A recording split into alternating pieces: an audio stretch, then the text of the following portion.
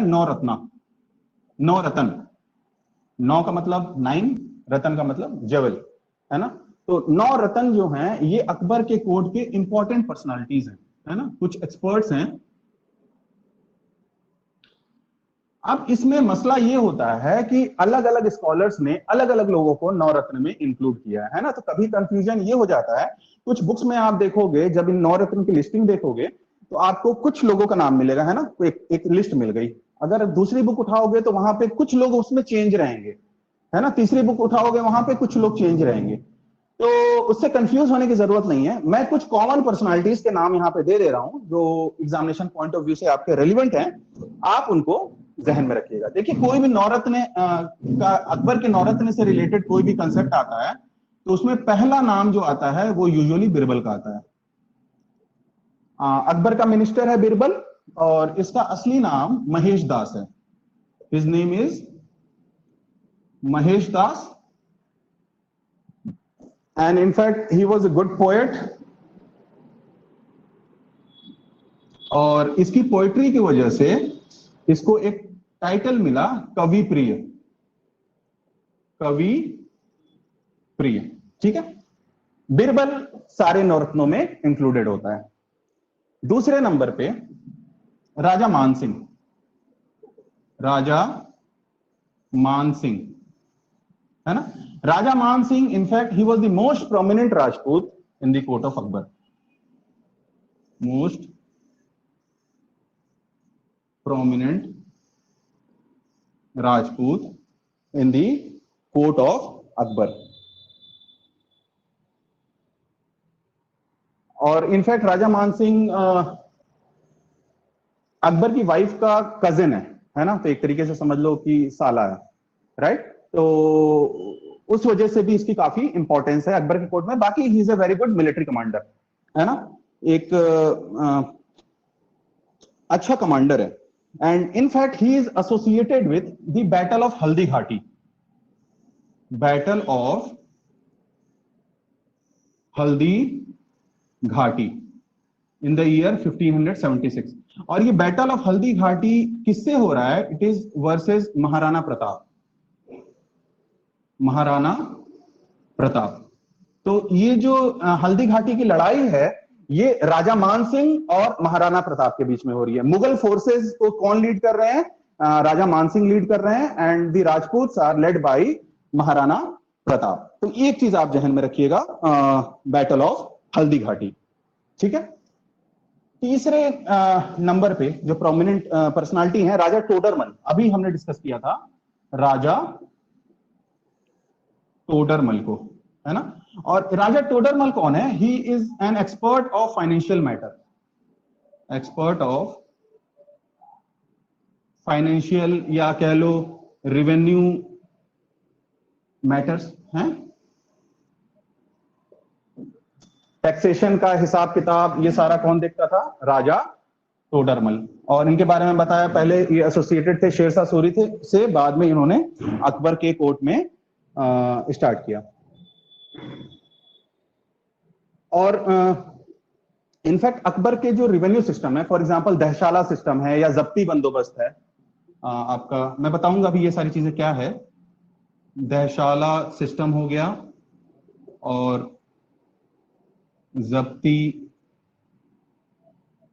बंदोबस्त, ये सारी चीजें डेवलप किसने की? राजा टोडरमल ने की। ये मैं डिस्कस करूंगा अभी थोड़ी देर में, जब मनसबदारी सिस्टम आएगा तो वहां पे मैं बताऊंगा आपको। फिलहाल के लिए याद रख लीजिए कि अकबर के जो भी रेवेन्यू मैटर्स हैं उसको कौन डील कर रहा है? राजा टोडरमल कर रहे हैं। He is an expert of financial matters. उसके बाद है आपका अबुल फजल। दो भाई हैं, अबुल फजल एंड फैजी। तो Abul Fazal he is the court historian at the court of Akbar. Court historian क्या? ये ऑफिशियल हिस्ट्री लिख रहा है, मुगल्स की ऑफिशियल हिस्ट्री लिख रहा है, और ये history it is called Akbarnama. Akbarnama Persian में है, और अकबरनामा के 3 वॉल्यूम्स हैं।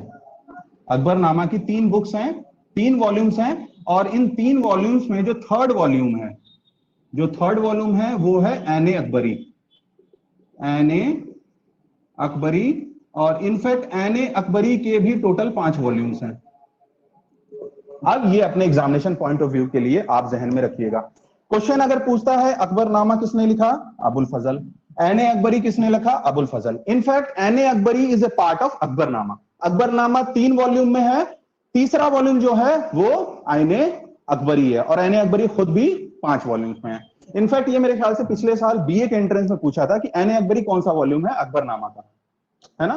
तो इस चीज को आप जहन में रखिएगा। Court historian,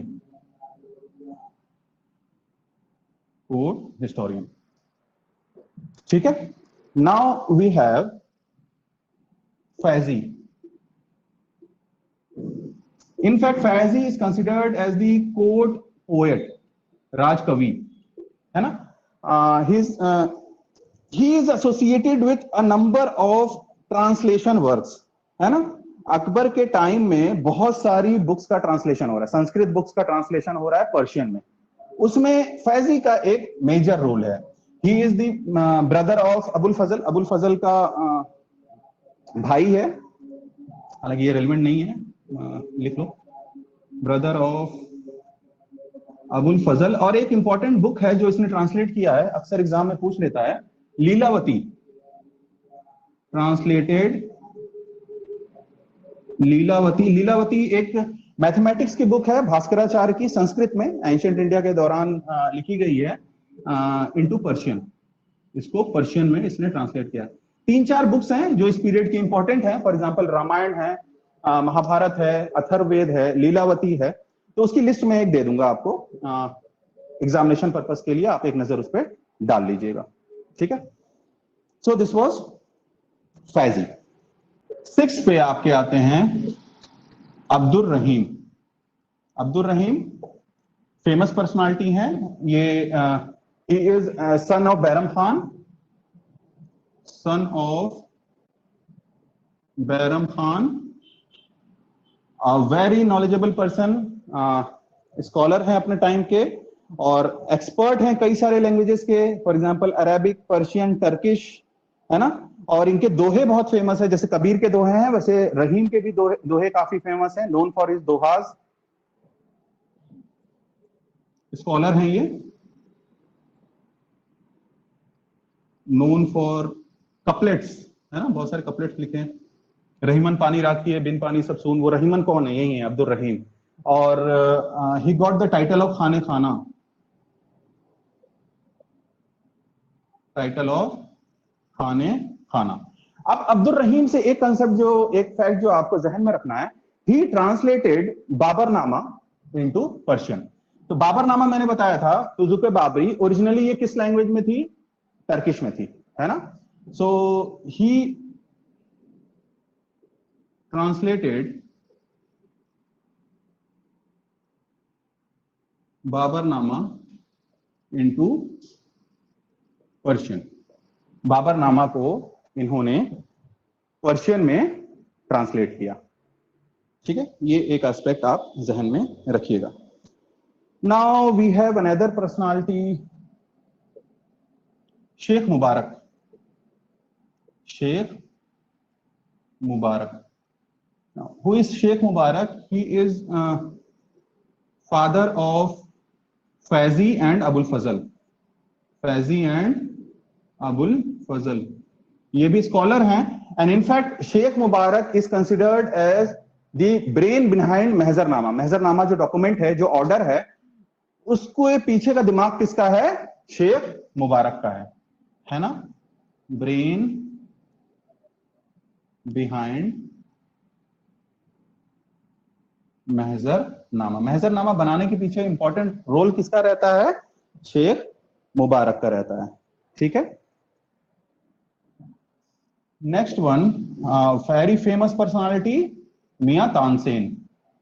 Miyan Tansen, he is a musician, very famous musician of the period, musician, and his original name was Ramtanu.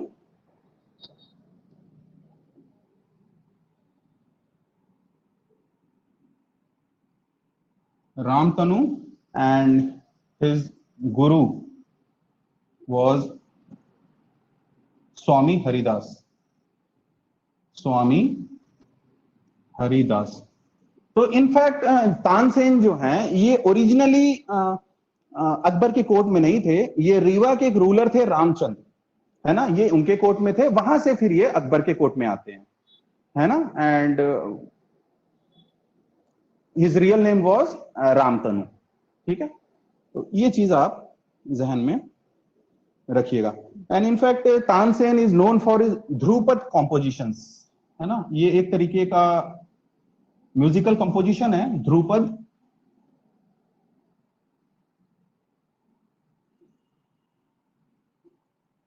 Tansen एक लीजेंड है ना, ये सबने कहीं ना कहीं सुना ही होगा एक बार तानसेन के बारे में। इनफैक्ट एक तरीके से ये समझिए कि म्यूजिक में इनका नाम तो आता ही आता है ना, इस पीरियड के ये काफी इंपॉर्टेंट म्यूजिकल पर्सनालिटी है Tansen. And finally we have Mulla Do Pyaza. नाम अजीब सा लग रहा है, कॉमेडियन भी था ये, Mulla Do Pyaza. He was an advisor to Akbar and he is known for his wit, अपनी चालाकी के लिए जाना जाता है इनको, मुल्ला दो प्याजा। और डोमेस्टिक मैटर्स पे ये एडवाइस करता था अकबर को। सर ये क्या बताया था, गुरु स्वामी हरिदास? गुरु स्वामी हरिदास, गुरु स्वामी नहीं, ये इनके टीचर, तानसेन के टीचर, गुरु। ओके, म्यूजिकल ट्रेडिशन में गुरु कहते हैं ना, Swami Haridas. Okay okay okay okay. तो ये मैं मुल्ला दो प्याजा के बारे में बता रहा था। He was an advisor of Akbar. तो देखो ये 9 नाम तो यहाँ कंप्लीट हो गए, लेकिन अब कुछ बुक्स में इनके अलावा कुछ वेरिएशंस आते हैं, तो 2-4 नाम आप नोट में लिख लेना, है ना। ये लिस्ट हमारी कंप्लीट हो गई, बट 2-4 नाम जो हैं आप, जो अदर इंपॉर्टेंट पर्सनालिटीज हैं इस टाइम पीरियड के, उसको आप नोट कर लीजिएगा, नोट बना के। फॉर एग्जाम्पल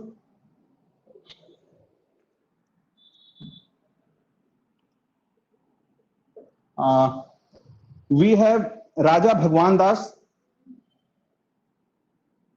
राजा भगवान दास।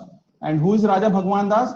ये मैंने बताया था राजा भारमल, जो अकबर के फादर इन लॉ हैं, बताया था 1562 में शादी हो रही है राजा भारमल, अंबेर के जो रूलर हैं उनके बेटे हैं ये राजा भगवान दास। राजा मान सिंह के कजिन है, राजा मान सिंह के ये कजिन है। तो कुछ बुक्स में इनको भी इंक्लूड किया जाता है नवरत्नों में, ठीक है। इसके अलावा आपके नकीब खान है, नकीब खान ये आर्टिस्ट हैं, you know, basically he was a story teller in the court of Akbar. He was a story teller, artist है।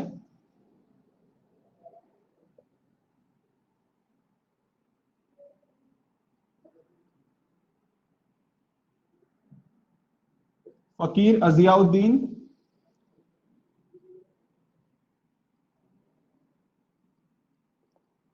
he is also included in the list in certain books.